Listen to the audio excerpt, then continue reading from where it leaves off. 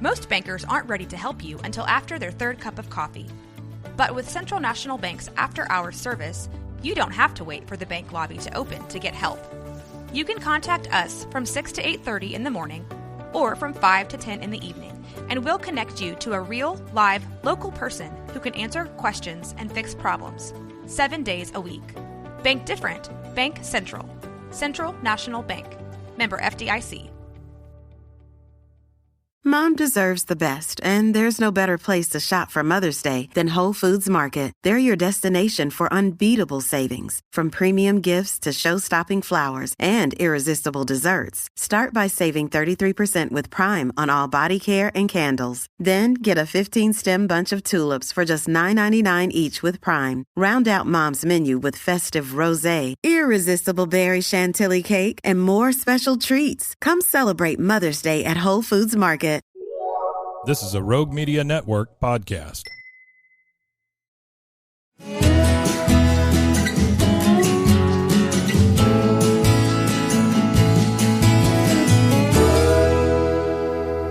This is Central Texas Life with Ann Harder. Hello, everybody. Welcome to Central Texas Life. And I am so excited to introduce to you these lovely ladies. Well, one, no introduction because Lisa Chant, who is the board director for Council for Life, was on the podcast a couple of years ago. It's been a little bit of a while. But I was able to go, I think it was this last fall, Council for Life had a brunch, and I was able to hear these two lovely ladies. We've got Julie Biles and Lovette Vassar. And they just very graciously and openly shared their stories. And it was so compelling, and I was so moved. I thought, I really want to have you guys come and share with the podcast audience as well. So thank you for being here. Thank you. First of all. Julie, just tell me a little bit about yourself, your family. Okay. Well, first of all, I'm Ray's wife. He's a retired football coach. Yeah, everybody knows Ray Biles. 43 years, most of those years spent at Lorena. And then together we have 4 children. They're all married. They have 9 children among them, so 9 grandchildren. Oh, my. And I'm a retired public school teacher, taught elementary school, primarily in Lorena. But now I get to do what I love most, and that is volunteering for different organizations, most of which are supported by the Council for Life or have received grants from Council for Life. But I work as a post-abortive counselor at CareNet at the medical site. Then I also am serving with Together for Good as a parent advocate, so sort of as a mentor to parents who need support. And then I'm also a pregnancy counselor with an organization that is headquartered in Indiana called Let Them Live. And so it's okay. So amazing. I mean, I sense a theme here. It has to do with life-affirming choices. Yes. And so I'm going to switch over here to Lisa to tell us a little bit more about Council for Life and how you got involved with this organization. It's relatively new in Central Texas, but it's been around a couple of decades, right? Correct. Yeah, Council for Life was founded about 22 years ago in Dallas, and we became an affiliate the beginning of 2019, as you know, right before COVID. So we took a little break and really officially kicked off in 2021. And we, like Council for Life Dallas, we try to educate people on the sanctity of life, and we're not political, and we just want to do it in a very loving, kind way. And we have found the best way to do that is through people's stories, like these two beautiful women who shared their story. So we do an education event once a year on someone giving their testimony or what they've lived through or what their experience is. And then we raise money for life-affirming agencies like Julie mentioned, pregnancy resource centers.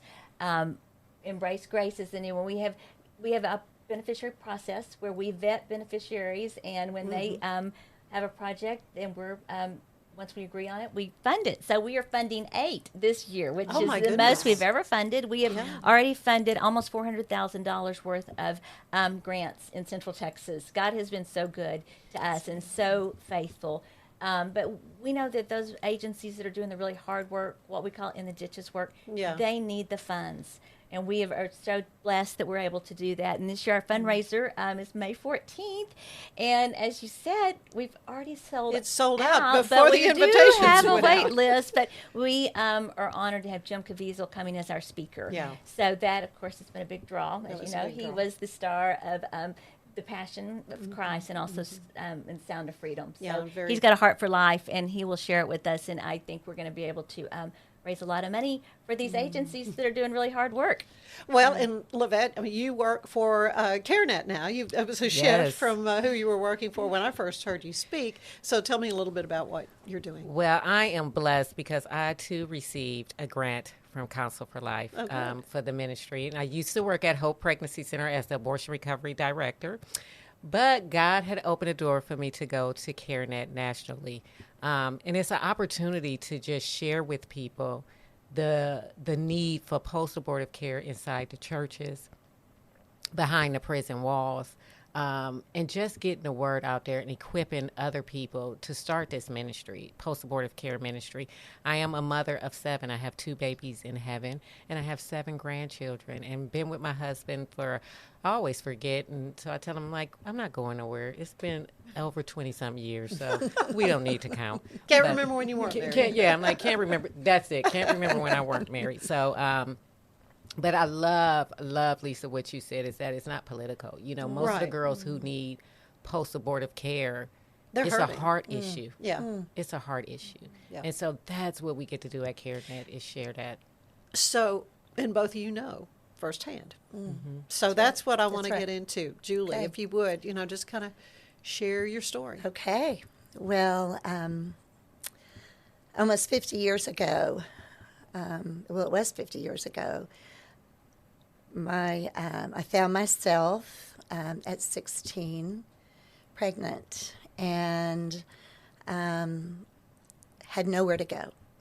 And there was just a desire to just make this go away, but I didn't know how to do it, and I didn't know where to go, and no one was there. There was not a soul I knew who would understand. And so I ended up at an abortion clinic, and I was so naive. I don't even think I'd ever heard the word abortion before. If I had, it hadn't, the horror of it certainly hadn't registered in my brain. And so when I walked through those doors, I knew there was something wrong and that I didn't want to be there, but I didn't know I had another choice. And so no one there made eye contact with me. I didn't make eye contact or didn't try to make eye contact with anyone. I was just a number, and I had no idea that I was with these other women who were sitting there, were going to be part of this horrific, just a parade. That's not the word. I'm going to have to redo that. Okay. Okay. Nameless, let's see. Okay. We had no idea that we were entering just a death march that was ravaging, sweeping through our country at that time. So this was post-Roe versus Yes, Wade, obviously. yes, this was 74. Mm-hmm. 1974, so a year. Yeah, just recent. a year, yeah. And so the pregnancy test there came back positive. There was no question that they recommended abortion and gave me some resources. But then my dear father, who was not a Christian at that time, he wanted to find a Christian doctor who could help us. And so, ironically enough, he found a Christian abortionist who practiced. He did his surgery in a large Christian hospital in Dallas. And so that irony has just always confounded me. And I've wondered how these hospitals can justify the procedures that are done there. But I remember waking up in the recovery room, and I felt alone. I'm sure I was not completely alone, but my memory is that I was just alone, and everything seemed very sterile and clean, and everything had a certain smell, and that registers with me even today. I was going to say, I bet you never forget that kind of thing. No. But I remember feeling like I am on the floor where they kill babies. I wonder if there's a floor in this hospital where they save babies. And then you fast forward 10 years later, and really for the first time, the reality of what I had done struck me when I was sitting in a hospital bed in Herman Hospital in Houston, and I realized that I was on the floor where they were saving babies. I was having complications, had a placental abruption. My doctor told me that sometimes these problems, these abruptions will be caused by scar tissue that is left from past abortions. He said, not always, but we think that could be one reason. So in my mind, everything that was happening was my fault. And but I remember thinking, this baby is wanted. So now I'm on the floor where they're doing everything they can to save babies. I wonder if there's a floor in this hospital where they're killing babies, where they're taking the life of babies. So just that strange dichotomy kind of connected the two experiences in my mind and in my heart. And really that was when the post-trauma began. Oh, really? And, so it was many years. It was really after 10 years. I mean, I knew what I had done was so wrong and so horrific, but I just couldn't let my mind go there. But when I was pregnant with this child, I had no choice but to realize what I had done. And so I began having, at that point, even before the baby was born, our son was born, I began having flashbacks, and I began having just even just nightmares of horrible visual things that I can't even describe to you because they were so awful. And there was nothing I could do about them, I thought. I just would try to get busy doing something else. But now I know that's post-abortive trauma. And I even would ask myself, I'm not a fit mother. I took the life of my first child. How is God going to give me another child? And am I even capable of taking care of a baby? So the shame and the guilt was just overwhelming. And it really zapped the joy of being a young mother, I think. Really? I just wasn't able to fully enjoy because I felt such guilt and shame.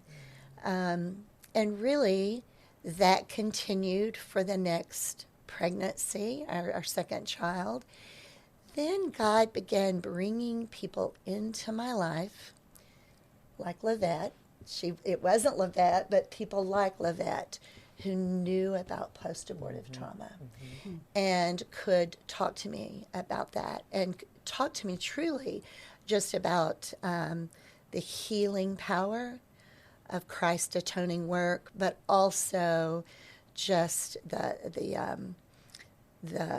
reality that his life and death covers all sin for those who believe. And so it took time, And it took a lot of counseling with different people, some professionals, some just were my dear friends who spoke the truth to me. And over time, there has been healing and restoration and truly such redemption in that now I'm able to do this work that I do in working with women who are considering abortion. And then I do some post-abortive work. I've connected with a lot of women who have had prior abortions and are suffering trauma. And so I do some, not as extensively as Lovette does. I'm more on the front end of trying to present other options for families. That you didn't get. That I didn't get. And I want to be that, maybe just that one voice who speaks to these women. And sometimes fathers, you can do this. Yeah. You can have do another this. choice. You have another choice. And this death, this possible death that you're talking about, would do nothing to redeem any mistakes, whether it was rape or however the child was conceived. Nothing. This death isn't going to fix this. It's only going to complicate. It would only complicate the problem. So I just feel so fortunate to be able to do what I do now. And it feels so redemptive. And there are so many resources. It's one of the things I love about Counsel for Life is they find so many of these resources. There are lots of different agencies doing that the are work. Available. That's right. But different spokes to a wheel. That's different things that need to and they be help addressed. us find these resources and pass them on to struggling families, struggling moms in particular. So, well, Lovette, you mentioned you have 2 babies in heaven. Yes, I do. I have a son and a daughter named Deja and Dalvin. And something about even being able to say their names screamed victory in Jesus. I love that God is still writing my story. Being raised in church, it didn't really matter because my father was a raging alcoholic. And what people didn't know in church is every Saturday we was cleaning up his Wild Irish Rose bottles. He once pulled a gun out on us because he was so drunk at one point. But having a father there but not there did more damage. So I was looking for love, as the old little country song, in all the wrong places. And I became pregnant at 16. And I would have gotten an abortion. And I'm pretty transparent, so I don't know if your station is ready for this, but I feel like you need to know the whole story. And I don't do well with sugarcoating. I had a sexually transmitted disease because I was so promiscuous, and I couldn't abort my son. And he is, and everybody preached a narrative because I was raised in the inner city.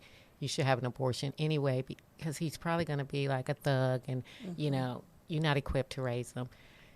I would like to say that he's a nurse, beautiful father of 3. He did not fit the narrative that everybody painted. Shortly after that, I got pregnant again, and I told my mom, and I knew what it was like to give life, to have that baby lay on your chest. But my mother was like, no way. No way. Your son is about 6-7 months old. You are not bringing another baby into this home. She took me to the abortion clinic, and I cried. I cried. And the nurse brought me back out to my mother and was like, we cannot do an abortion. She's crying too hard. My mother took me to the parking lot and said, when you come back tomorrow, get it done. Wow. So I knew what to do, right? I knew how to perform. I did it at church. I knew how to perform. And I cried in the parking lot, and I went upstairs to the abortion clinic. And I remember the nurse saying to me, she just keep moving when they was doing the ultrasound. I have yet to be able to tell this story without crying. I knew it was my daughter's last fight for life. So after the abortion, I came home and tried to commit suicide. No, wow, two lives. Then. 2 lives. Wow. Thank goodness my sister found me. And you would think you hear this story and you would say, her life probably transformed. Nope. You know, I got pregnant again. This time I knew not to tell nobody. Just go, cry in a parking lot, go upstairs and get the abortion done. You know, and I met my husband, who is my Boaz. You know, I'm pressing forward. Met him. But he would always say something funny to me, ladies. He would say, when I became pregnant with our daughter, and they would ask how many pregnancies, I was angry. Like, how dare you ask how many pregnancies? Yeah, what? Yeah, That's not your business. Yeah. And my husband would look like, What? why are you so angry? Ah. Why So are you hadn't told him? I hadn't told him. Oh. Right? Now, remember, I love to perform. So that was not something I wanted to tell him. Press forward, we accepted Christ. I didn't know what it meant to be in a relationship with Christ, though. I just mimic what I saw everybody do. Raise your hands a little high, you know, shout to the Lord. And I went into Hope Pregnancy Center in Killeen, Texas, and I was like, I want to volunteer. And that's when they asked me, have you ever had an abortion? And I do not know to this day what made me say it. Well, I do know God did. I was like, yes, I had 2. And they said, you need to go through healing. And I was like, well, I guess I won't be volunteering here. And I left the place. Was like, I'm never coming back. But God, because the executive director of the center, she would be everywhere. Anywhere I went, she was there. And she remembered me by name and would call me out by name. Ain't that God? He will call you by name. So I went through healing, post-abortive healing, with my arms crossed, kicking and screaming. Yeah, and my husband heels dug in. Yes, heels dug in, and they was dug in deep. And my husband was deployed, so I had to make a confession. Where are you going this weekend? Why are we needing a babysitter? And you know what he said? He said, I knew it. Oh. I knew it. But Really? isn't that such grace that he didn't force it on me, but he was like, I knew it. And so I mean, I remember butterflies landed on me, and everybody was like, you're going to be transformed. At that point, I didn't want to hear I was going to be I was just like, let's just do what we need to do here. And then after I shared my story was when the shackles came off. Really? And I promised myself I would never let Satan have a foothold of me. And the butterflies didn't land on me anymore. They would twirl around me.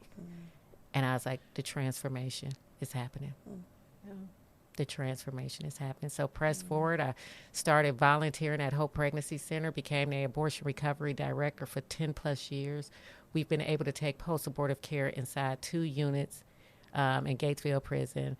It's Patrick O'Daniel unit now, but it used to be Mountain View and Hilltop, and just watch.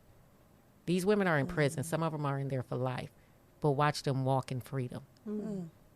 Watch the transformation happen. And I always say, you know, sharing a story is powerful.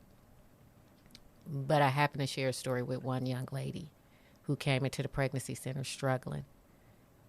Part of a ministry, lead youth group, found herself in an unexpected pregnancy. And it was my daughter. And what she said was, I went to the abortion clinic.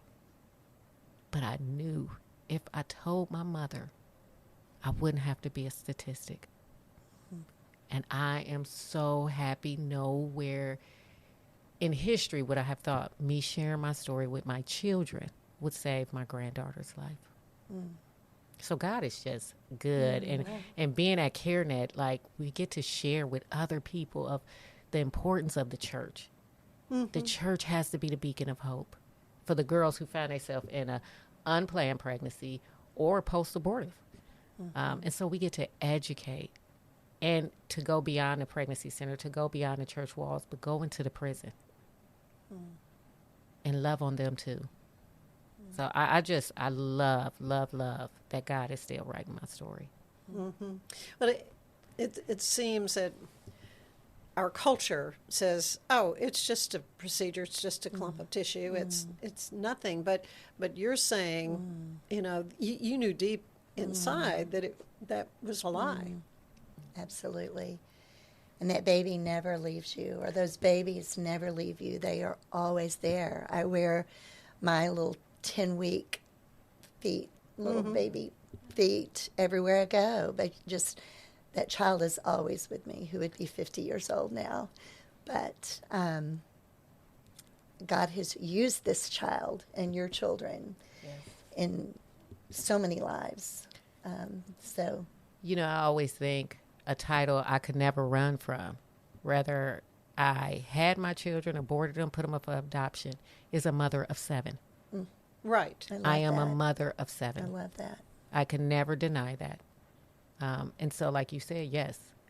You know, when they say, oh, it's just a clump of cells, you don't go home and try to kill yourself.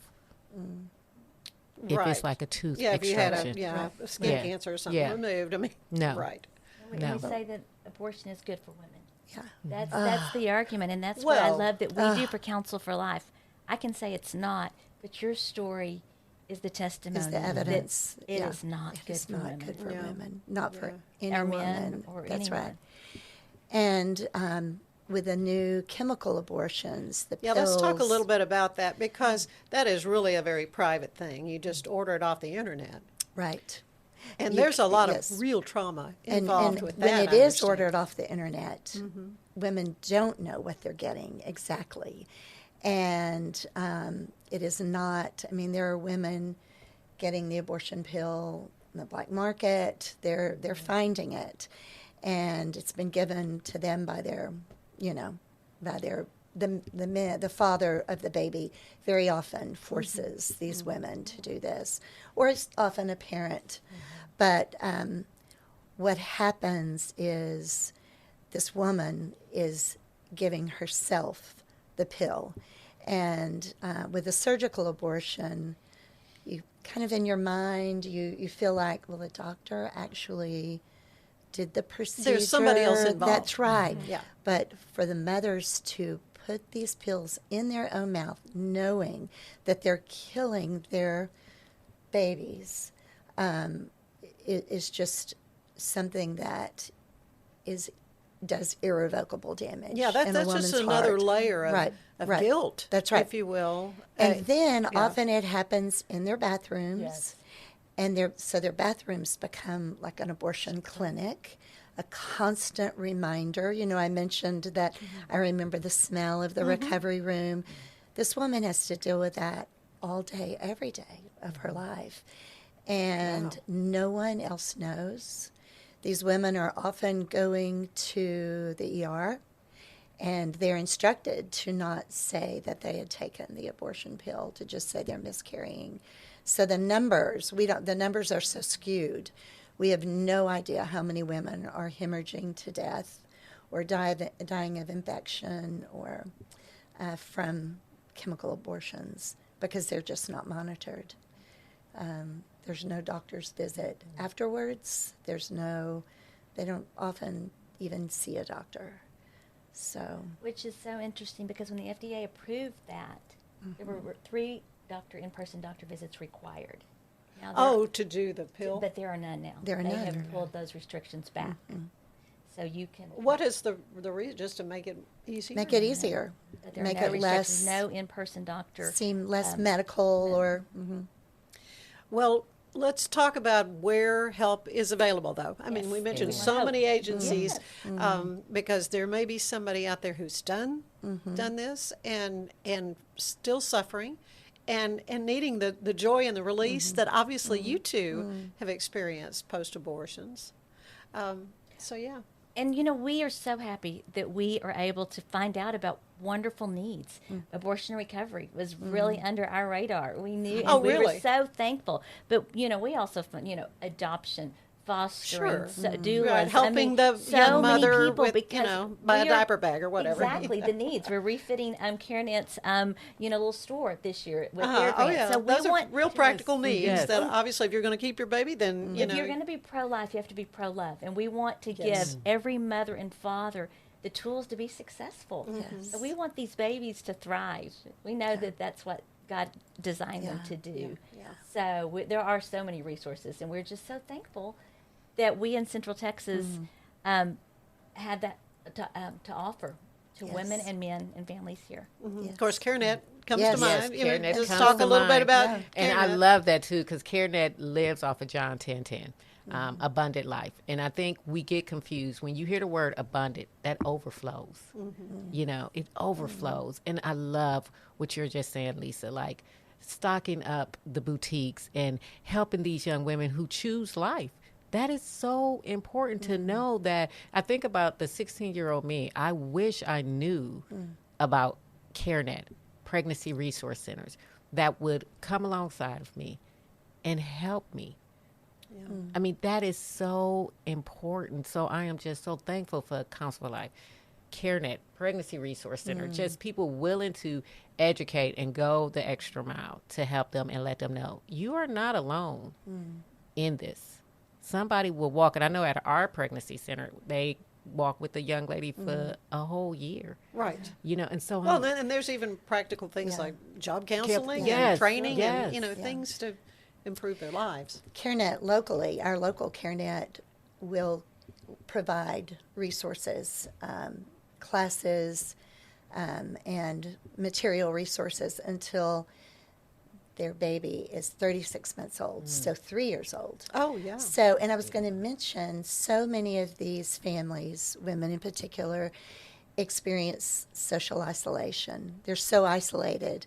CareNet and these other organizations that Council for Life supports provides community and almost family, a sense of family. So when women come to classes or they come to diaper drives or they just come into CareNet and other organizations, they are met by friends and people who are there just to love on them. And they need never feel alone. They can call a real person anytime.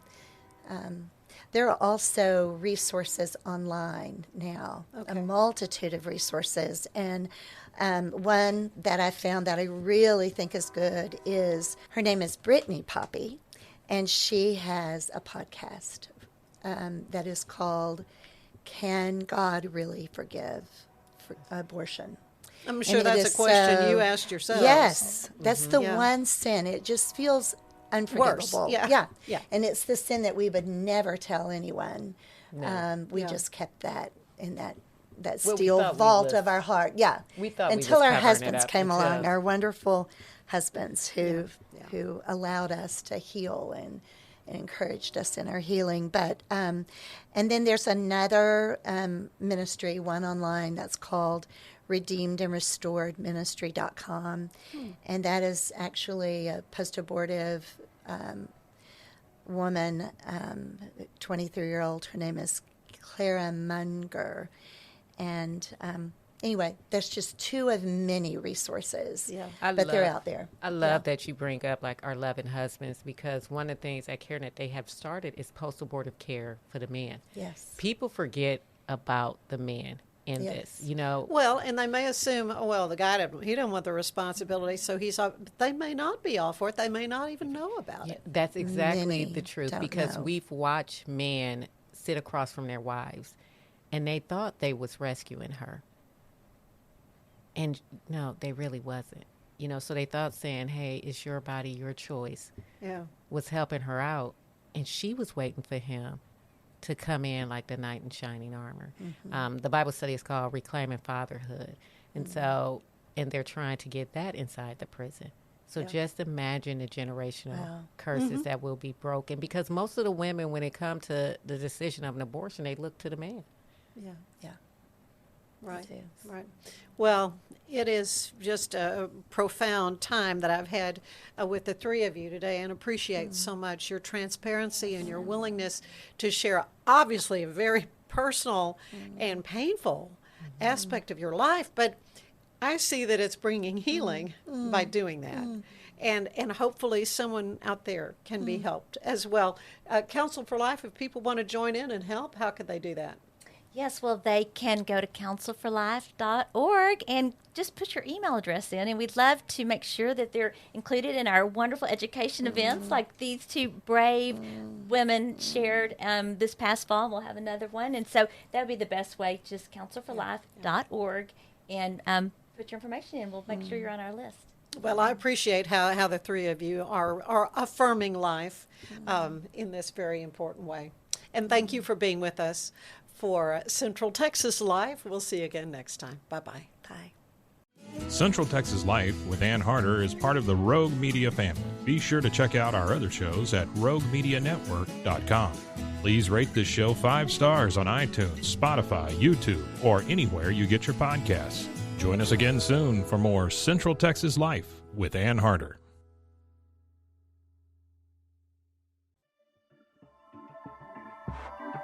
This has been a Rogue Media Network